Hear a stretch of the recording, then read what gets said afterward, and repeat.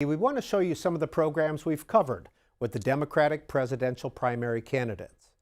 We had forced the American people to go outside of the media, go outside of what Congress talks about, and think big, not small, to ask questions that are not going to be asked on CBS and not even Fox Television.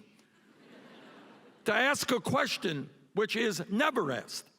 Is it appropriate that 3 people in this country own more wealth than the bottom half of the American people?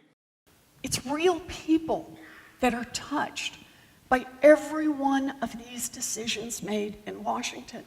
Every time we decide to cut a budget, every time we take research off the table, it touches the lives of real people.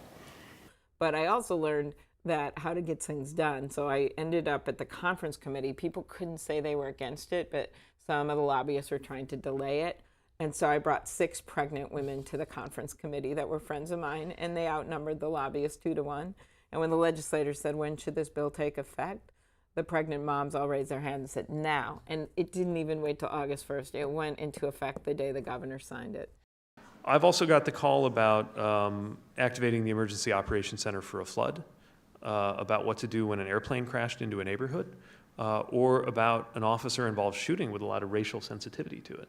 And you have to go on television in a matter of minutes and hold a community together. So when you think about the functions of the presidency, in my view, it is threefold. It is passing and implementing good policies. It is capably running an organization, an administration. And it is holding people to their highest values and bringing them together. I would argue there's no better preparation for that, at least within government, than leading a city. Milosevic could tell that I just about had it with his lies, and at one point he looked at me from that table about 10 o'clock at night with all those maps arrayed in front of him, and without any emotion he said, "What do you think of me?" And all I can think of was my father. I said, "I think you're a damn war criminal, and I'm going to do everything in my power to spend the rest of my life seeing as you're tried as one." He looked right back at me as if I had said to him that I thought he was a wonderful guy. It had no impact on him. But it was about keeping your promises.